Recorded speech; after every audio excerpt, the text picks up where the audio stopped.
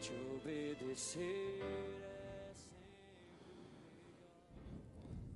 Queridos, na semana passada nós falamos a respeito do ofício do presbiterato e falamos da sua importância na vida da igreja, porque os presbíteros são os pastores do rebanho, e eu fiz questão de enfatizar essa realidade. Às vezes nós cometemos o equívoco, o erro, o engano de acharmos que os pastores, os presbíteros docentes, os ministros, os reverendos, são aqueles que têm uma posição mais elevada na igreja. No entanto, na aula passada eu demonstrei que, biblicamente, pastores e presbíteros são iguais, com a única diferença de que os pastores são aqueles que nós chamamos de presbíteros docentes e que, por isso, eles são aqueles que mais se dedicam no estudo e no ensino da palavra. Essa é a diferença entre pastores e presbíteros, evidentemente por conta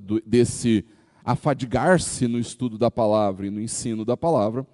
É por isso que a Bíblia orienta que estes pastores sejam sustentados pela igreja, uma vez que eles têm a responsabilidade pela proclamação do Evangelho e pela ministração dos sacramentos. Hoje, queridos, nós vamos falar a respeito de diaconato, e se você, por favor, e fica à vontade para isso, se você quiser participar, se você quiser fazer alguma pergunta, fazer algum comentário, não se constranja. O Gui está lá no fundo já com o microfone pronto, para caso você quiser fazer alguma pergunta, algum comentário, nós estamos aqui para tentar responder de acordo com aquilo que a Bíblia nos fala, de acordo com a vida da igreja e de acordo com aquilo que nós precisamos a partir do nosso aprendizado, ou então para o nosso aprendizado. Na semana retrasada, queridos, eu dei uma aula mais geral, falando a respeito dos dois ofícios, Falei a respeito do presbiterato, falei a respeito do diaconato de maneira geral, e aí ao final do culto, o Alessandro, diácono Alessandro, é importante lembrar que foi um diácono que fez essa brincadeira, Ele deve estar em casa nos assistindo. O diácono Alessandro, na porta, ele falou assim, tem aqueles 2 versículos que falam, do diácono, Eu falei assim, qual 2 versículos? Eu falei os versículos, é aquele assim, resistir ao diácono e ele fugirá de vós, Aí eu falei assim, mas como assim e tal, Tem que resistir ao diácono. Aí ele falou assim, mas tem outro, é aquele, o diácono, o vosso adversário, anda ao derredor como um leão que ruge procurando alguém para devorar, E é evidente que é brincadeira, O texto fala do inimigo das nossas almas, o que não acontece. O que não é verdade a respeito dos nossos diáconos. Os diáconos são ministros do Senhor para nós. E é exatamente por isso, queridos, que eu queria te convidar para, se você puder, abrir a sua Bíblia lá, no Evangelho conforme Mateus nos escreveu, no capítulo 20. Nós vamos ler, queridos irmãos, do versículo 20 ao 28. Evangelho que Mateus escreveu, do capítulo 20, do 20 ao 28. Mateus 20... do 20 ao 28. Irmãos, não se constranjam, porque hoje nós vamos aí ler alguns textos para nos conduzir no nosso aprendizado a respeito do ofício diaconal. Mateus capítulo 20, do 20 ao 28, a palavra diz assim: Então se aproximou de Jesus a mulher de Zebedeu com seus filhos, e adorando-o, pediu-lhe um favor. Jesus lhe perguntou, o que você quer? Ela respondeu, mande que no seu reino estes meus 2 filhos se assentem, um à sua direita e outro à sua esquerda. Olha lá, procurando lugares de honra, Parece que eles não estavam no jantar quando Jesus repreendeu os fariseus. Mas tudo bem, vamos lá. Mas Jesus disse, vocês não sabem o que estão pedindo. Será que vocês podem beber o cálice que eu estou para beber? Eles responderam, eu colocaria, ainda não é palavra inspirada, mas é o comentário bíblico do pastor Tiago. E eles responderam, arrogantemente, podemos. Então Jesus lhes disse, vocês beberão o meu cálice. Quanto a sentar à minha direita e à minha esquerda, não me compete concedê-lo, pois é para aqueles a quem está preparado por meu Pai. Quando os outros 10 discípulos ouviram isso, ficaram indignados com os dois irmãos. Então Jesus, chamando-os para junto de si, disse: vocês sabem que os governadores dos povos os dominam e que os maiorais exercem autoridade sobre eles. Mas entre vocês não será assim. Pelo contrário, quem quiser tornar-se grande entre vocês, que se coloque a serviço dos outros. E quem quiser ser o primeiro entre vocês, que seja servo de todos, servo de vocês. Tal como o Filho do Homem, que não veio para ser diaconado, mas para diaconar e dar a sua vida em resgate por muitos. Fiz de propósito, queridos, substituir estes dois termos por termos que, uma vez que os irmãos conhecem, estão mais próximos daquilo que, no grego, o evangelista Mateus nos relatou. O Senhor Jesus, Ele mesmo diz que Ele não veio para ser servido, para ser diaconado, mas ao contrário, Ele falou com todas as letras que Ele veio para diaconar, para servir, e servindo, dar a sua vida em resgate por muitos. Assim como falei na introdução do culto agora pela manhã, queridos, o Senhor Jesus é o nosso servo. Não porque Ele está numa posição rebaixada, mas ao contrário, como servo perfeito no reino de Deus, Ele é aquele que ocupa a posição mais elevada. A verdade, queridos, é que ao entregar a sua vida, ao se doar em nosso favor, para o nosso benefício, Ele estava, sim, nos servindo. Nós não podemos perder essa realidade de vista. E tudo aquilo que Jesus fez durante o seu ministério terreno foi demonstrar, através do serviço, como nós, como cristãos, deveríamos viver. Imitando a Jesus como o nosso grande exemplo de servo, o nosso grande exemplo de serviço, alguém que serviu até o extremo da sua vida, da sua realidade, do seu ministério terrenal. Serviu a tal ponto de entregar a sua vida em nosso favor. Queridos, quando nós, como igreja, estamos servindo, e servimos com dedicação, eu gosto de enfatizar que nós não estamos pregando o Evangelho. A pregação, queridos, de acordo com aquilo que a Bíblia fala, é um ato que envolve a proclamação, o falar.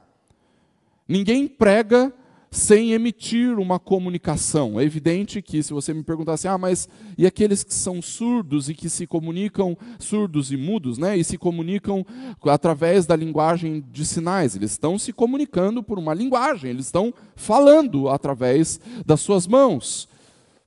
No entanto, queridos, para aqueles com os quais Deus tem derramado de graça, de poder falar, nós entendemos que a pregação do Evangelho se dá tão somente pelo ato de falar, pela proclamação. É isso que a Bíblia o tempo todo nos fala, nos mostra. No entanto, queridos, isso não coloca o ato de servir como uma tarefa secundária da igreja. Em algumas conferências missionárias, quantas vezes eu ouvi, em muitas conferências missionárias, que a tarefa da igreja é a evangelização. Que a tarefa da igreja é a proclamação do Evangelho. E eu tenho tranquilidade de dizer que não é isso que eu vejo na palavra. O que eu vejo na palavra é que a igreja tem muitas responsabilidades, todas elas igualmente importantes.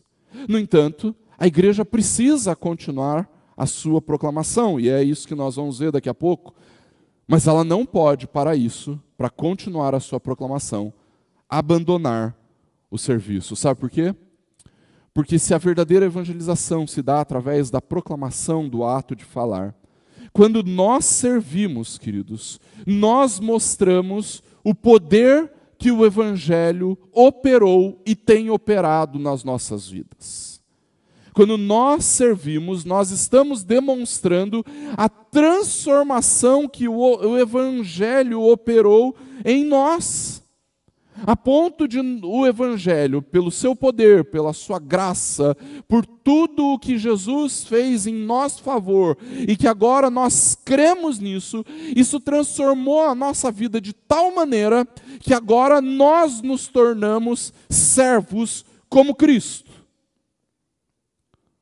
O Evangelho transforma a nossa vida para que, a partir dessa transformação, nós possamos servir através, muitas vezes, de um serviço abnegado.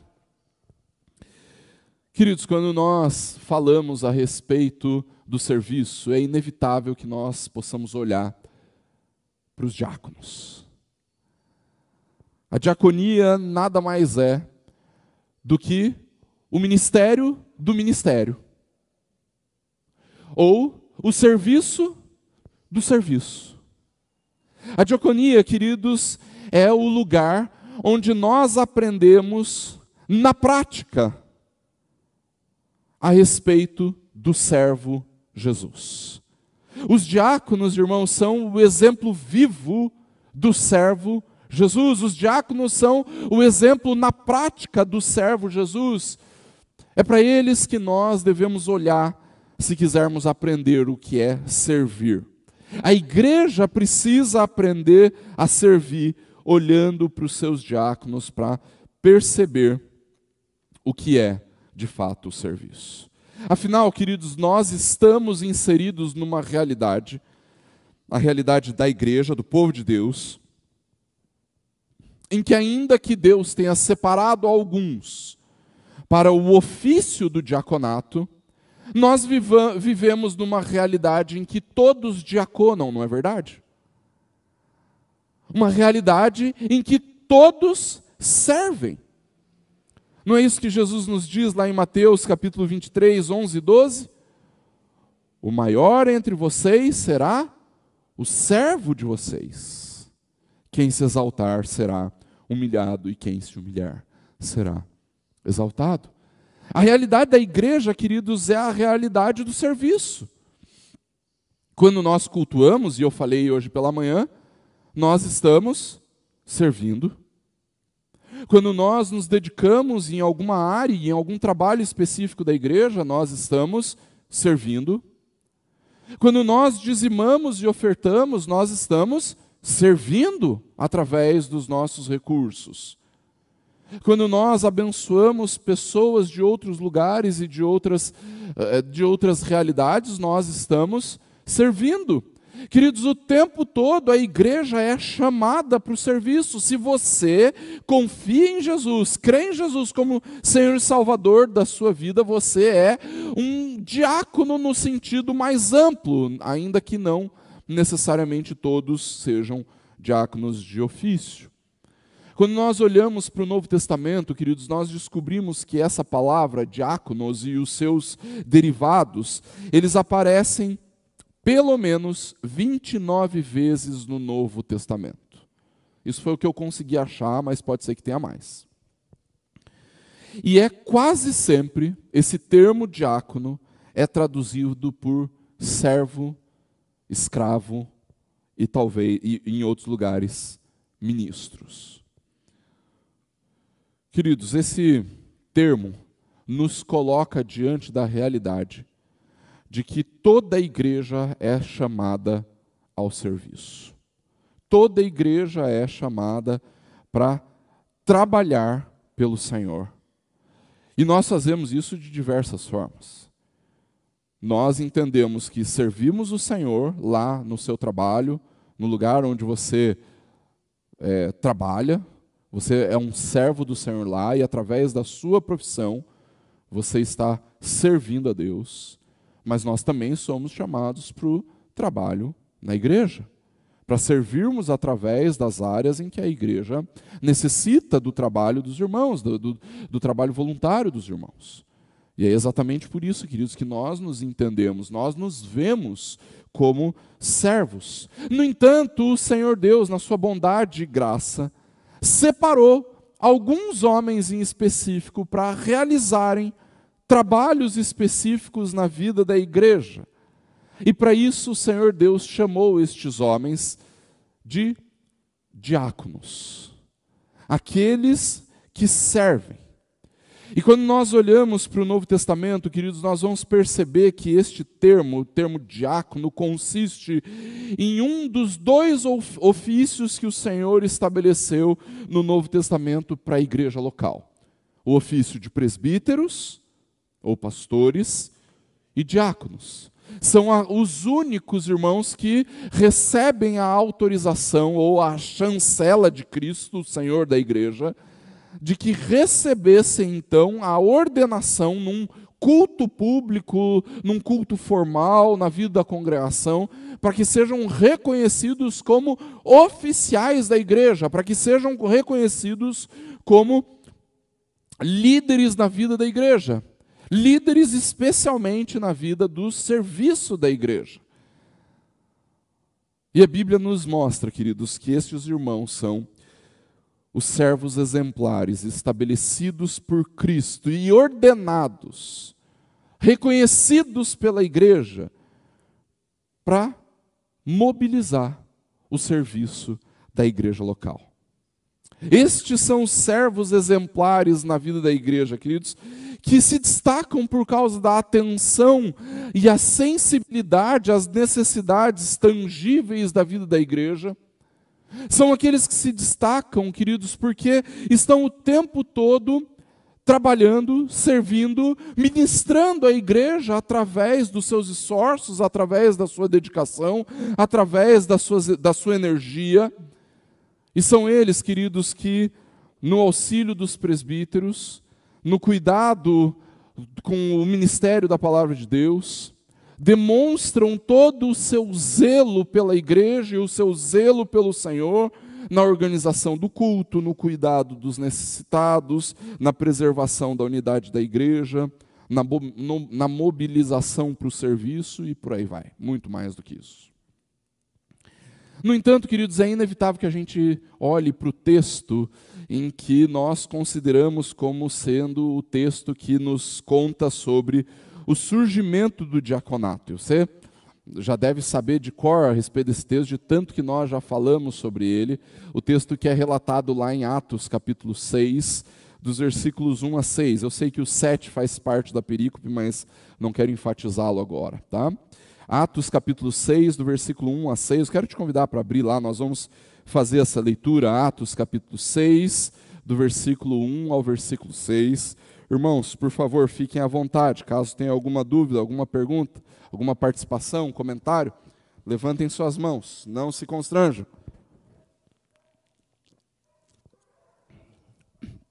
Atos capítulo 6, do versículo 1 ao versículo 6, nos fala sobre o surgimento do diaconato, ainda que em nenhum momento estes homens sejam chamados de diáconos, né? Atos 6, do 1 a 6, diz assim: naqueles dias, aumentando o número dos discípulos, houve murmuração dos helenistas contra os hebreus, porque as viúvas dos helenistas estavam sendo esquecidas na distribuição diária. Então, os 12 convocaram a comunidade dos discípulos e disseram: não é correto que nós abandonemos a palavra de Deus para diaconar as mesas. Por isso, irmãos, escolham entre vocês 7 homens de boa reputação, cheios do Espírito e cheios de sabedoria, para os encarregarmos deste serviço. Quanto a nós, nos consagraremos à oração e à diaconia da palavra. O parecer agradou a todos. Então, elegeram Estevão, homem cheio de fé e do Espírito Santo, Filipe, Prócoro, Nicanor, Timão, Pármenas e Nicolau, prosélito de Antioquia. Apresentaram estes homens aos apóstolos que, orando, lhes impuseram as mãos. Queridos, este texto não parece, mas esse texto é um texto sobremodo definitivo para a história da Igreja de Cristo. São 6 versículos que, se o relato de Lucas fosse um pouco diferente, é muito provável que em algum momento esse negócio chamado igreja teria sido frustrado e teria se tornado uma seita mesmo do judaísmo e por lá ficado e por lá morrido. Mas como o condicional passado não existe para Deus, Deus proveu que tudo acontecesse de acordo com a sua boa vontade, de acordo na sua soberania. Deus fez com que tudo acontecesse como Ele mesmo tinha imaginado, projetado e executado na vida da igreja. E por que eu digo, queridos, que esse texto, ele, apesar de curto, ele poderia ter sido definitivo na vida na história da igreja? Por vários motivos. O primeiro deles é porque nós, quando lemos o livro de Atos até o capítulo 6, nós vamos perceber que existiram algumas oposições à vida da igreja até o capítulo 6. Primeiro, nós vamos lembrar que a igreja, até esse momento, era uma igreja extremamente reprimida, uma igreja perseguida, mas apesar da perseguição, era uma igreja que crescia, não é verdade?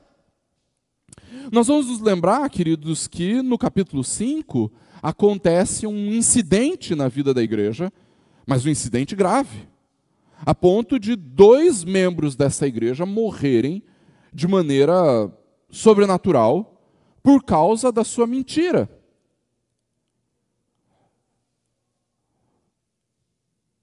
E mesmo assim, a igreja continuava crescendo. O texto do capítulo 6, queridos, continua exatamente dizendo isso. Naqueles dias, aumentando o número dos discípulos, ou seja, a igreja continuava crescendo. No entanto,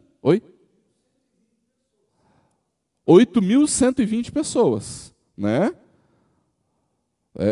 Na primeira conversão, 120, 3.000, ou é 5.000? 3.000 e depois 5.000. Então, já era uma mega igreja. 8.120 pessoas. Jesus amado, imagina pastorear 8.120 pessoas, né? No entanto, queridos, nesse momento, uma igreja grande, uma igreja enorme, começa a ter um problema que não era um problema necessariamente moral. Se torna moral porque estava sendo praticada uma injustiça. No entanto, era um problema administrativo. Algo que nós olhamos aparentemente simples. Bom, o que aconteceu? Uma parte das viúvas não estava recebendo o alimento que necessitavam para subsistência. E a parte dessas viúvas, justamente que estava sendo negligenciada, era a parte dos judeus helenistas. Ou seja, eram aqueles judeus que, por causa do apreço pela cidade de Jerusalém, e até mesmo porque haviam vindo passar o período das festas religiosas em Jerusalém, acabavam por falecer ali, ou então acabavam por se converter ali, né? E vindo o falecimento, ficavam as suas mulheres, as suas esposas, sem os filhos no local, porque os filhos estavam espalhados pelo vasto Império Romano, elas ficavam sem sustento. E com isso, era bastante comum que essas viúvas helenistas, que eram judias, mas eram judias não da Palestina, não de Jerusalém, mas judias de todo o Império, vinham à cidade de Jerusalém, então, ou para morrer, ou então para encontrar sustento. E ali, queridos, normalmente encontravam uma sinagoga que as acolhesse, porque naquela época, os irmãos lembram, as mulheres não era permitido trabalhar, né? Então, ou elas eram sustentadas pelo marido, ou sustentadas pelo filho, ou sustentadas por um parente próximo, ou então elas iam esmolar, né? Essa era a realidade das viúvas, e a necessidade que elas viviam era muito grande. E em um dado momento acontece dos helenistas começarem a dizer: olha, as nossas viúvas estão sendo negligenciadas. Queridos, parece uma coisa simples, né? Mas, queridos, nós temos que lembrar o contexto em que isso se dá, um contexto de grave oposição no judaísmo dos tempos de Jesus entre judeus ou hebreus e entre judeus helenistas, que eram de outras partes do império. Nessa realidade, queridos, um conflito ali poderia ter colocado a perder tudo o que estava acontecendo na vida da igreja. Entendam que não é apenas um problema administrativo, mas por ser um problema, entre aspas, administrativo, colocava em ameaça toda a unidade da igreja. Colocava em ameaça algo que Cristo havia conquistado na cruz. Era o sacrifício de Jesus, ou um significado, ou um reflexo do sacrifício de Cristo que estava em jogo naquele momento. Não era algo menor, queridos. E por que a gente pode dizer que esse momento poderia ter mudado toda a história da igreja? Porque se os helenistas começassem a, de uma forma, não serem atendidos naquela realidade, era bastante provável que aquela igreja, esta igreja, não se espalhasse para os gentios. Que ela ficasse como sendo restrita a um gueto dentro da cidade de Jerusalém. E a gente sabe, por Atos capítulo 8, a importância que teve o espalhar da igreja por todas as regiões do império. Mas não é esse o único problema desse texto, queridos. Outra coisa que poderia ter mudado a história da igreja era caso o versículo 2 não fosse respondido de acordo com como Deus queria. Vocês imaginam o que teria acontecido à história da igreja se os 12 convocassem toda a comunidade dos discípulos, 8.120 pessoas, 8.120 discípulos, e dissessem assim: tá bom, irmãos, vocês têm sofrido com isso. Por causa disso, nós vamos deixar o ministério da palavra e da oração para nos dedicarmos à mesa. O evangelho não teria se espalhado. A proclamação do evangelho teria sido estancada ali, terminada ali. Queridos, o problema era um problema tão importante que os apóstolos eles não delegaram para outros irmãos resolver. Eles mesmos assumiram a responsabilidade. Não, olha o que nós vamos fazer isso. Mas ao mesmo tempo alguém poderia ler o texto e falar assim: não, mas pastor, eles delegaram, era algo que eles não consideravam tão importante assim, porque se fosse, eles largariam a pregação para ir servir. Mas, queridos, se eles fizessem isso, o evangelho tinha parado ali. A proclamação do evangelho tinha parado ali. Eles poderiam ter, ou então simplesmente ter criado ali uma solução rápida, uma solução superficial, e então seguir em frente. E pronto, acabou, deixa para lá. Mas ao invés disso, queridos, eles estabeleceram a base para uma solução contínua na história da igreja, para uma solução permanente na vida de todas as igrejas cristãs ao longo dos séculos. E isso eles fizeram através do ofício diaconal. Queridos, os diáconos surgem na vida da igreja em Atos para que a pregação pudesse continuar, para que a proclamação pudesse continuar.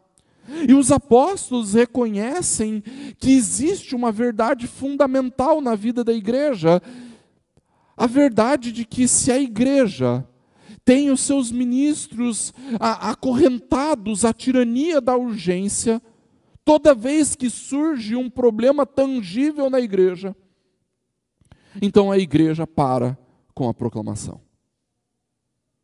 Os próprios apóstolos testemunham isso, queridos. A igreja vai ficar algemada à sua diaconia e deixa de lado a proclamação. Queridos, quando isso acontece, é o suicídio da igreja em câmera lenta. Se a igreja para de proclamar, se a igreja para de pregar, a igreja morre. A igreja morre. E é exatamente por isso que os apóstolos propõem uma solução. Perceba no começo do versículo 5 que a solução agradou a todos. Você imagina agradar 8.120 pessoas? A solução agradou a todos. No entanto, eles estabelecem algumas condições para esta solução? A solução é, ou as soluções envolvem 7 homens de boa reputação, cheios do Espírito e cheios de sabedoria. A estes nós encarregaremos desse serviço. Agora veja quais são as características destes 7 homens. A primeira é que eles eram homens de boa reputação. Eram homens decentes, homens respeitáveis, eram homens conhecidos pelo seu caráter e pela sua conduta na vida da igreja. Eram homens de boa reputação. A segunda característica é que eles eram cheios do Espírito Santo. Como cristãos, queridos, nós não temos distinção entre aqueles que são crentes e que estão habitados pelo Espírito ou aqueles que estão, mesmo crentes, são inabitados pelo Espírito. Nós não temos essa distinção. Todos aqueles que creem verdadeiramente em Cristo Jesus são habitados pelo Espírito Santo de Deus. No entanto, a expressão cheios do Espírito Santo não fala a respeito de habitação, mas fala a respeito daqueles que têm a sua vida governada pelo Espírito Santo. Não é simplesmente estar habitado pelo Espírito, mas são aqueles que, e a Bíblia faz essa distinção, aqueles que são governados, dirigidos, conduzidos pelo Espírito. São aqueles crentes maduros, aqueles que devem ser sim reconhecidos pela submissão à liderança do Espírito na sua vida, são aqueles que se dobram diante da vontade de Deus com mais facilidade do que outros, são aqueles que são ensináveis e tratados e que têm na sua vida marcas ou exemplos de que eles verdadeiramente têm a experiência de viverem uma vida espiritual e não apenas associada à realidade material, à realidade terrena das coisas, tá?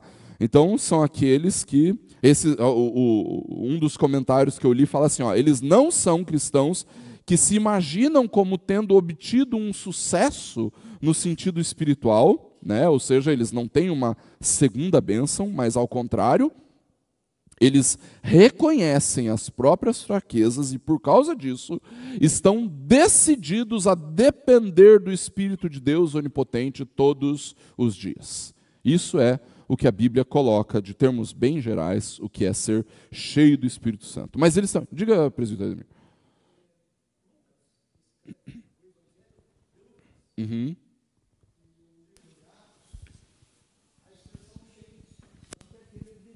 A Jesus quando sai do batismo. Perfeito, muito legal, né? Para quem não pegou, a fala do presbítero Ademir é a seguinte: o evangelista Lucas, que é o mesmo autor de Atos, descreve o ser cheio do Espírito Santo para o momento logo após o Senhor Jesus ter sido batizado, né? Então veja como é relevante o fato dos apóstolos dizerem que estes homens deveriam ser cheios do Espírito Santo, né? Agora, também é dito que eles precisavam ser cheios de sabedoria.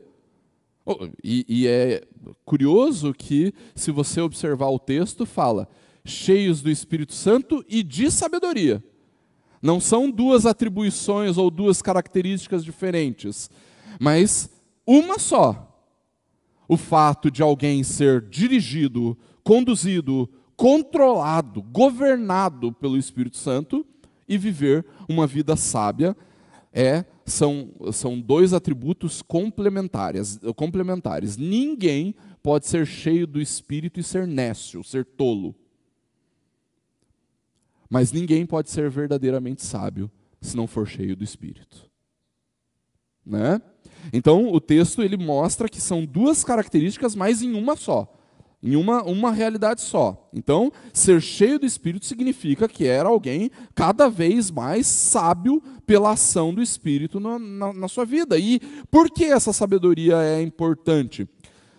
Essa sabedoria não é algum tipo de virtude imaginária, queridos. Não é uma virtude filosófica. Não aqui. Não é uma virtude filosófica. Ou se for, a gente vai ter que reconduzir aí algumas teorias filosóficas. Os principais servos da igreja precisam ser conhecidos pelo exercício da sabedoria na prática. Não tem jeito.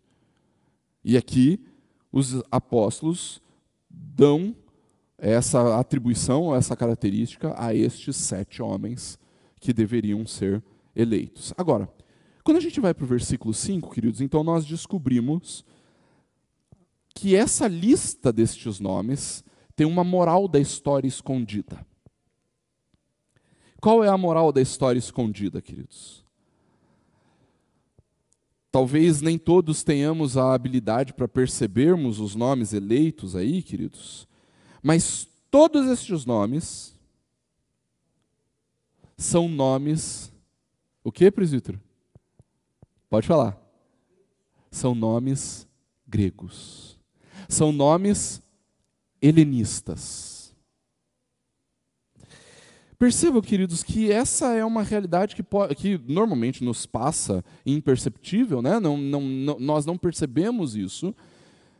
Mas a moral da história, queridos, é que, ao que parece, quando nós olhamos para 8.120 discípulos, os judeus da cultura hebraica valorizavam tanto a unidade da igreja que eles se curvaram para cuidar das suas irmãs de cultura grega, até o ponto de confiarem as suas próprias viúvas ao cuidado de judeus helenistas. Deu para perceber?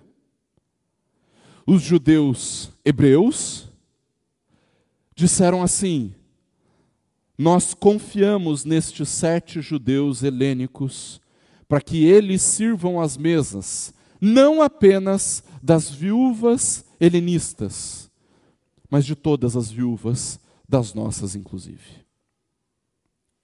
Queridos, quando nós olhamos para isso, vendo a raiz do problema que era enfrentado pelos 7, por aqueles 7 homens, a gente poderia concluir que os diáconos, eles são os amortecedores de choque da igreja. Dá para entender? Os diáconos não são aqueles que reverberam os problemas. Aliás, se você já conheceu um diácono briguento, você sabe que ele não foi um bom diácono. Né? Um diácono briguento, eles só dão mais dor de cabeça para a vida da igreja. Só trazem mais problemas que eles deveriam aliviar. Os melhores diáconos, queridos, são muito mais do que gerentes de negócios, os melhores diáconos não são aqueles dos trabalhos manuais, são as pessoas que têm radares de conflito bem apurados, bem ajustados e que amam as soluções, não os dramas, não a intriga, não a desunião, mas eles se levantam para reagir de modo criativo, de modo construtivo, de modo operoso, justamente para promover a harmonia da igreja. Quando nós olhamos para esse texto de Atos 6, queridos, é diante disso que nós estamos. No entanto, esse não é o único texto que a Bíblia nos fala a respeito do ofício diaconal. Quando nós vamos lá para 1 Timóteo, capítulo 3, texto que nós já lemos também nessa série, e eu quero te convidar para ir lá, primeira carta a Timóteo, capítulo 3, nós vamos ler a partir do versículo 8. Então nós vamos ver algumas das qualificações que Paulo diz que os diáconos devem ter.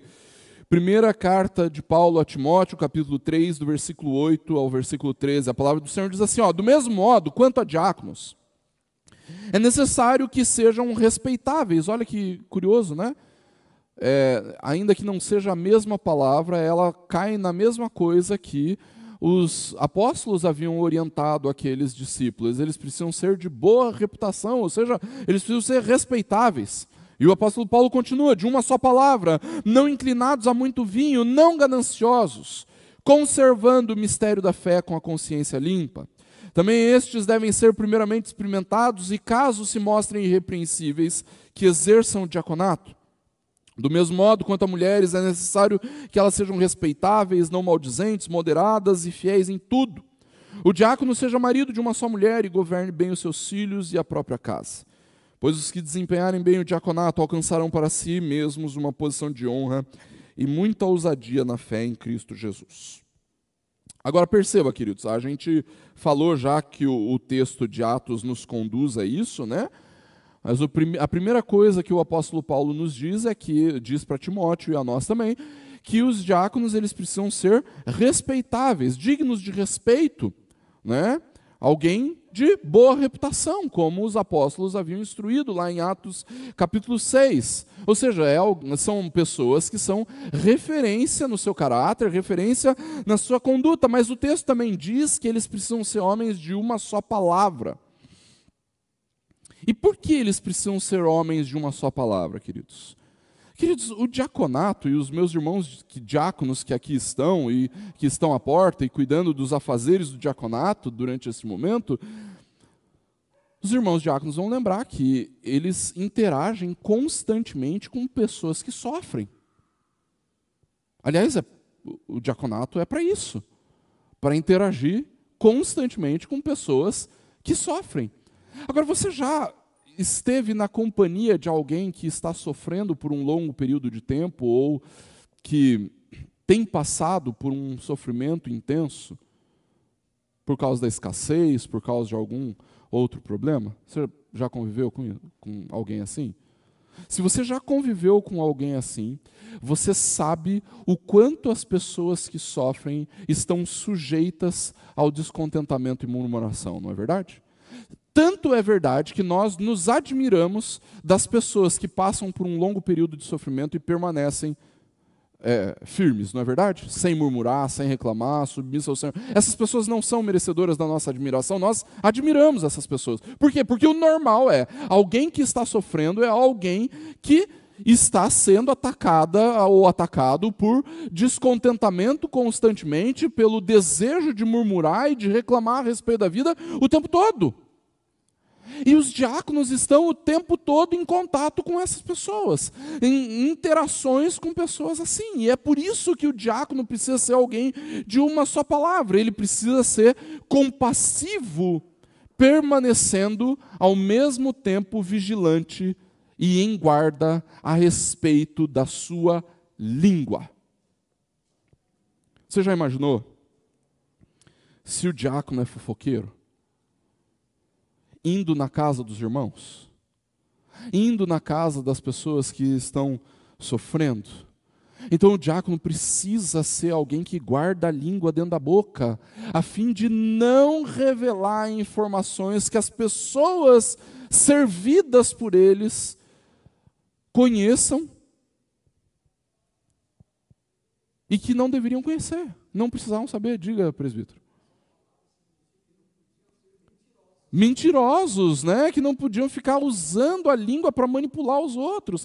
Você imagina, o diácono vai na casa de outro irmão, de alguém que está precisando ser atendido pelo diácono, pela diaconia, né? Pela junta diaconal, e ele vai lá e fala assim: pois é, o pastor Tiago, ele é assim mesmo às vezes, né? Tipo, olha, fica só entre nós, mas olha, tem sido uma grande luta para a junta diaconal esse jeito do pastor Tiago.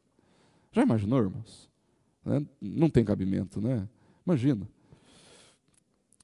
Mas não só isso, queridos. Porque é provável que ali o diácono tenha acesso a algumas informações que ele não deveria ter, ou que ele não precisaria ter, mas que se ele as tiver, ele não deve passar para frente. É muito difícil, queridos, depois de ouvir algo um pouco mais embaraçoso a respeito de alguém, algo constrangedor a respeito de alguém, não repassar essa informação à frente, e talvez até ocultando ela assim de uma forma piedosa, né? Olha, irmãos, eu estou contando para a gente orar. Né? Vamos orar pelo fulano, olha, estive lá na casa dele, olha, não está fácil a coisa. E ele fica alimentando aquilo, implorando para alguém, falando: mas o que está acontecendo? Né? E aí ele fala assim: pois irmão, não queria falar, mas... Né? E aí, dá a letra. Né? Irmãos, não dá. O diácono precisa ser alguém que consegue guardar a língua dentro da boca. Todos os crentes têm que ser, né? Mas o diácono em especial. Mas cuidado, porque o de uma só palavra, ele não fala apenas a respeito da língua, mas também a respeito do ouvido. Porque o fato de ele ser fiel no uso da sua língua, ser fiel no uso do seu falar, impõe também a ele a fidelidade com relação aos seus ouvidos. Os ouvidos, para não prestarem, para não serem emprestados à fofoca, à calúnia, à mentira contra líderes da igreja, contra outras pessoas. É mesmo? Ela disse isso? Não é possível, não acredito que ela disse isso. Olha, eu já suspeitava desse jeito dela mesmo, viu? Mas agora eu vou me distanciar dela de uma vez por todas. Você percebe como isso é completamente impróprio ao diaconato, ao serviço da igreja? É impróprio. Então o diácono precisa ser, sim, alguém de uma só palavra, que mantenha a fidelidade no seu falar. Mas o texto também diz que eles precisam ser homens equilibrados. E aí, o equilíbrio demonstrado em duas áreas. Primeiro, eles precisam fazer um autocontrole a respeito dos seus desejos. E é justamente por isso que esse padrão proíbe a embriaguez. Proíbe a embriaguez. Eles não podem ser pessoas que se perdem por causa de um bom vinho, né? Mas não, eles precisam ser pessoas que não se inclinem ou eles não se entreguem aos seus desejos, aqui expresso especificamente ao vinho. É verdade que é possível que aqui o apóstolo Paulo ele estivesse fazendo uma referência a um ofício específico, que era a responsabilidade que os diáconos tinham de levar vinho como medicamento à casa de pessoas que estavam sofrendo, e por isso, se eles fossem chegados no vinho, era capaz do remédio não chegar. Né? É possível que seja isso, mas isso só demonstra o equilíbrio que um bom diácono precisa ter. Agora, esse equilíbrio ele não é apenas vinculado à questão do vinho, mas também vinculado a finanças. Porque eles não podiam ser gananciosos, não é isso que o texto nos diz? Não podem ser gananciosos. Ou seja, eles também precisam ser controlados no seu uso de dinheiro, dos recursos.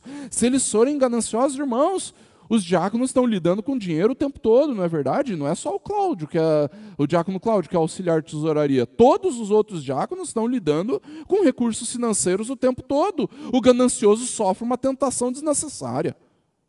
Sofre uma tentação desnecessária, né? Então, o trabalho diaconal envolve lidar com recursos o tempo todo, sejam esses recursos financeiros, sejam recursos materiais, mas envolve lidar com recursos. Se for alguém ganancioso, vai entrar em tentação com mais facilidade. No entanto, queridos, nós temos normalmente na cabeça o fato de que os diáconos são aqueles do trabalho braçal da igreja, não é verdade? É o marido de aluguel da igreja. Já que o marido da igreja, o noivo, não volta, então nós contratamos os diáconos para serem o marido de aluguel da igreja. Mas essa não é uma compreensão verdadeira, queridos, porque o ofício diaconal não exige apenas trabalho braçal. O apóstolo Paulo deixa bem claro quando ele orienta a Timóteo, dizendo, olha, eles precisam ser mantenedores da fé. E eles precisam ser mantenedores da fé com a consciência tranquila, com a consciência limpa. O apóstolo Paulo deixa claro que há uma instância de preocupação teológica, intelectual no serviço diaconal. Os diáconos não estão dispensados do conhecimento bíblico, né? Pastor, mas é que eles ficam lá na porta, eles nem ouvem sermão, nem ouvem as aulas e tal, então eles estão dispensados, não precisa. Não, claro que não. Eles precisam sim, eles não estão dispensados de estudar a Bíblia, de conhecer a palavra, de conhecer a doutrina. Isso implica, queridos, que os diáconos, eles não apenas precisam conhecer a fé, mas eles são responsáveis pela manutenção da fé na igreja. Ao ver alguma coisa que está desordenada, os diáconos precisam falar. Opa, eita, aconteceu uma atividade na igreja, aconteceu algo na igreja lá que... Será que os pastores estão sabendo disso? Será que os presbíteros estão sabendo disso? E isso daí não está legal, não. Mas o diácono precisa ter um conhecimento bíblico, teológico, a ponto dele poder perceber isso. Perceber. Né? Diga, presbítero Ademir.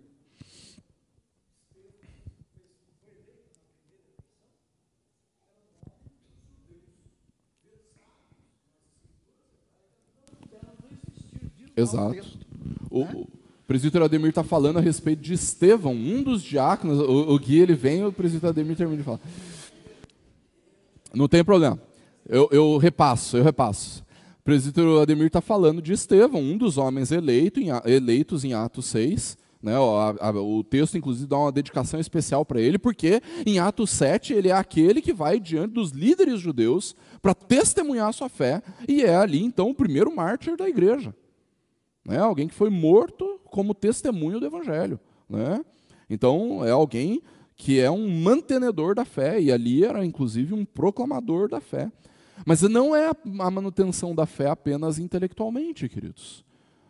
Porque os diáconos também são chamados para viverem a fé. Não é suficiente conhecer e se apegar ao que é verdadeiro, porque Paulo também insiste, que o diácono ele precisa viver a fé de consciência limpa. E isso faz referência a algumas qualificações prévias. Como, por exemplo, ele não pode ser hipócrita de trabalhar em algo que ele não crê, de servir em algo do qual ele não tem compromisso de fidelidade, fé, nenhum. Não, ele precisa servir com a consciência limpa. E por causa do avançado da hora, queridos, não posso me deter demais, mas vamos lá. Eles também têm que ser testados na prática. Né?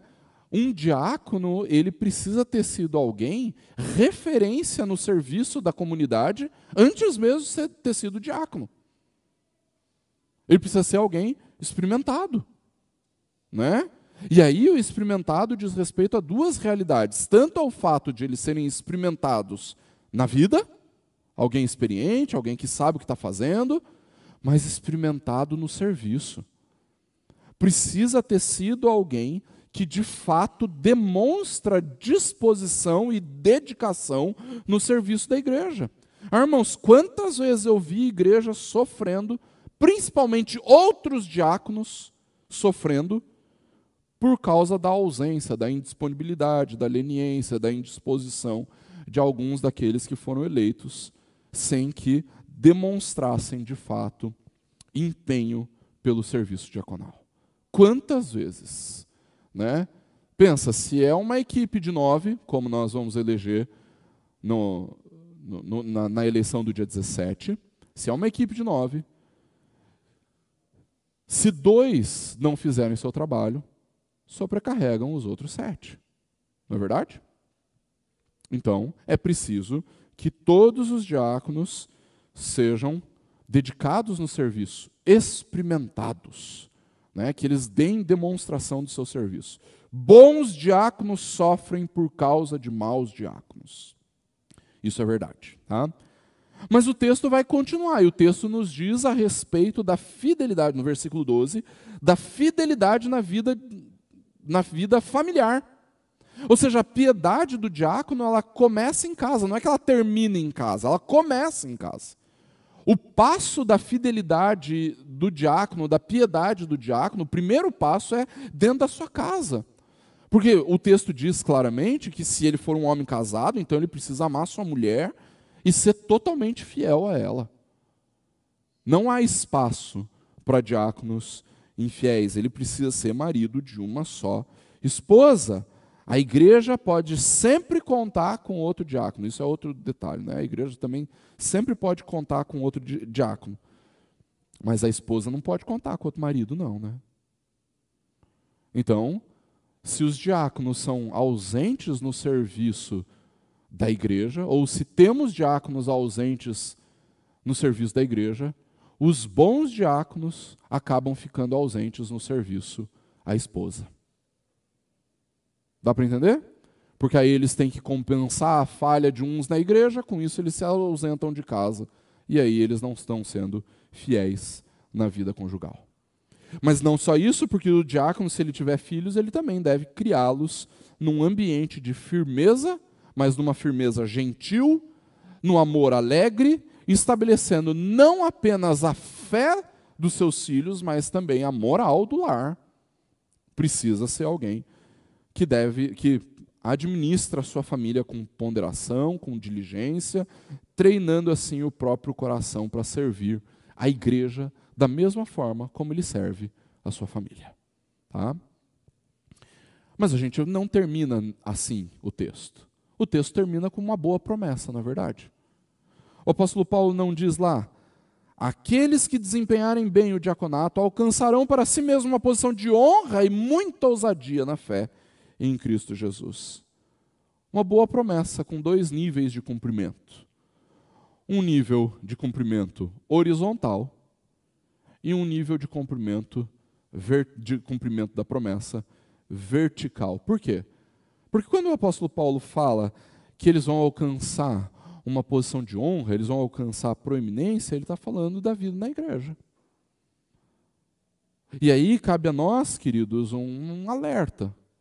Deixa eu te perguntar, você respeita seus irmãos diáconos? Por acaso você é alguém que cultiva o coração grato a Deus pelo trabalho dos diáconos?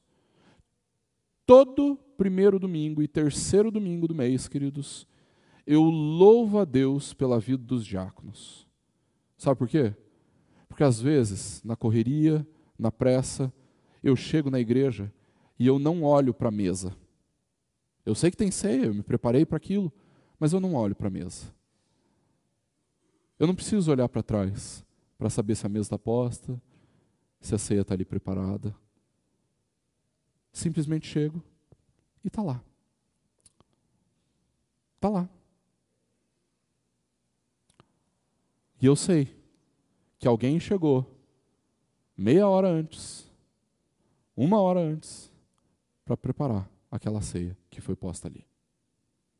Que em 20 minutos é fundamental para a vida da igreja. Quando tem batismo, os diáconos me param na porta e falam assim: pastor, a água está quentinha, tá? Não porque eles estão preocupados com o pastor botando a mão na água gelada, mas porque muito provavelmente aquela água vai ser derramada na cabeça de uma criança. E se a água estiver muito gelada, a criança vai fazer um auê, né, na hora do batismo. Né? Vejam que zelo, queridos, vejam que cuidado. Mas não é só isso, irmãos. Quantas vezes, por erro meu, por erro de alguém, eu mandei uma mensagem na junta diaconal e meia hora depois o problema foi resolvido. Queridos, nós precisamos demonstrar a nossa gratidão ao Senhor pelo trabalho deles. Você os agradece pelo serviço que eles prestam à comunidade da igreja? Agradeça. Né? Eu quero te desafiar hoje mesmo, mandar uma mensagem para os diáconos da igreja, ministrando o coração deles, né? Honrando a Deus por causa da vida deles. Mas o texto também dá uma outra promessa, porque diz que eles vão alcançar intrepidez, ousadia na fé. É a verticalidade da promessa, né? Ou seja, Deus capacita os bons diáconos para serem diáconos ainda melhores, para serem homens de fé. Queridos, vamos falar agora rapidinho, uma vez que nós já passamos do horário aí, sobre o diaconato na prática. Né? Ainda que todos esses textos e essas qualificações nos falem um pouco sobre o ministério diaconal na prática, nós temos algumas outras instruções. Uma dessas instruções, queridos, vem da nossa Constituição da Igreja. Né? A Constituição da Igreja, no artigo 53, diz a respeito da função dos diáconos. Fala assim, o diácono é o oficial eleito pela Igreja e ordenado pelo Conselho para, sob a supervisão do Conselho, dedicar-se especialmente à arrecadação de ofertas para fins piedosos, ao cuidado dos pobres, doentes e inválidos, à manutenção da ordem e reverência nos lugares reservados ao serviço divino, exercer a fiscalização para que haja boa ordem na casa de Deus e nas suas dependências. Percebam, queridos, que são atribuições bastante vagas. Não fala que o diácono tem que levar a cesta básica na casa dos irmãos. Mas isso não está vinculado ao cuidado dos pobres?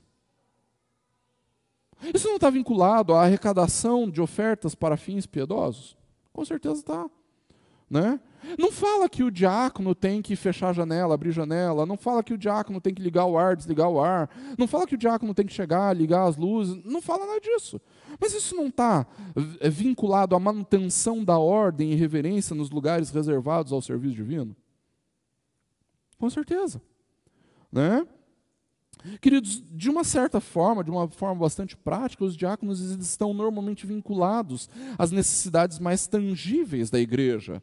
E então eles precisam tomar decisões ou então encaminhar para que as decisões sejam tomadas, para que essas necessidades sejam atendidas, sanadas, resolvidas. Né? Isso inclui que muitas vezes os diáconos precisam antecipar problemas. Sabe como? Ixi, aquilo lá vai dar BO já. Deixa eu falar aqui com o presbítero Emanuel, que hoje é o conselheiro da junta diaconal, deixa eu falar com o pastor, vamos tentar encaminhar uma solução para isso, para não dar problema. Né? Os diáconos têm essa responsabilidade de não apenas reagir aos problemas, mas antecipar possíveis problemas. Os diáconos também têm a responsabilidade, ou uma das responsabilidades dos diáconos é proteger e promover a unidade da igreja. Né? Falei aqui, o diácono briguento é a pior coisa que existe. Né? Uma humildade evidente na vida do diácono, um espírito de gentileza, a vontade de ser flexível, né? A capacidade de ser veemente sem ser combativo. Né? Vocês já repararam que ao terminar o culto, 2 diáconos ou um diácono e um auxiliar ficam ali na porta? Por quê? Porque os nossos filhos, e eu falo nossos porque os meus também, normalmente no amém já saem correndo, querem descer, etc. E isso atrapalha a saída do culto, e etc. Os diáconos ficam à porta. Falam, não, espera, volta lá para o seu lugar. Precisa ser veemente, mas não precisa ser briguento para isso. Tá? Os diáconos também precisam servir para possibilitar o ministério da palavra. Se os pastores e presbíteros estiverem ocupados servindo às mesas, como nós vimos em Atos 6, quem é que vai pregar e ensinar a palavra? Quem é que vai governar a igreja? Nós precisamos dos diáconos. Os diáconos, eles também têm a realidade ou a responsabilidade de conduzirem os ministérios de misericórdia na vida da igreja. O que isso quer dizer? Bom, queridos, não existe a expressão ação social na Bíblia, não existe. Quando a igreja realiza, entre aspas, ação social, o que ela está fazendo é demonstrando a misericórdia de Deus. Por isso nós somos ministros da misericórdia do Senhor quando realizamos algum tipo de ação social. E os diáconos, eles são aqueles que são oficialmente os ministros da misericórdia na vida da igreja. Pelo acompanhamento dos que sofrem. Lembrem lá do tripé da Igreja Presbiteriana do Brasil: anunciar o Evangelho, educar para a vivência cristã, assistir as pessoas em suas necessidades. O diácono é o líder do serviço na igreja, ou seja, isso quer dizer que os diáconos têm a responsabilidade de mobilizar a igreja para o serviço. Né? Então pense lá, cuidar para que os enfermos, que os aflitos, os idosos e enfermos recebam conforto espiritual e físico. Está na carteira dos diáconos. Liderar os ministérios de hospitalidade da igreja. A recepção dos visitantes está na carteira dos diáconos. Manter os cuidados normais e pela preservação das propriedades da igreja. Carteira dos diáconos. Receber, manter e distribuir fundos para doações e reportar de tempos em tempos o uso desses fundos ao conselho da igreja. Dos diáconos. Cuidar das acomodações do culto público, está na carteira dos diáconos. Auxiliar na distribuição. Não, esse é dos presbíteros. Eu copiei, colei e esqueci de apagar. Servir em outras áreas específicas de acordo com as necessidades da igreja. Queridos, todos esses trabalhos são importantíssimos para a vida da igreja. E o próprio Deus os considera importante, a ponto de nós olharmos para o Senhor Jesus e o Senhor Deus ter feito dele, além de todas as outras coisas, um diácono. Os bons diáconos expressam para nós o servo Jesus, ensinam para nós a respeito do servo Jesus. Amém? Vamos orar? Deus, em nome de Jesus, Pai, nós louvamos o Teu nome pela graça e bondade do Senhor. Pedimos, Deus, para que o Senhor continue a derramar de graça e abençoar os nossos diáconos. Oh Deus, muito obrigado pelo empenho, pela dedicação, pelo serviço, pela voluntariedade, pela disposição para o trabalho.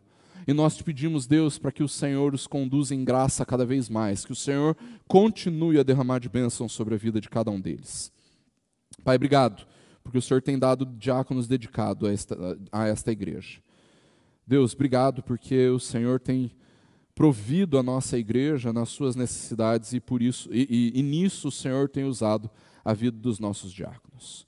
Pai, nós te pedimos por aqueles que o Senhor já tem levantado para o serviço diaconal e que porventura serão eleitos no próximo dia 17, que o Senhor continue a derramar de graça sobre a vida da igreja, provendo os servos valorosos que conduzirão o serviço da igreja na assistência.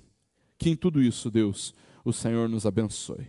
Age com graça sobre cada um de nós e que o Senhor nos dê um bom domingo na Tua presença, sendo ministrados pelo Senhor. É em nome de Jesus que oramos e agradecemos. Amém. Bom domingo a todos, queridos irmãos. Nós nos encontramos, se assim o Senhor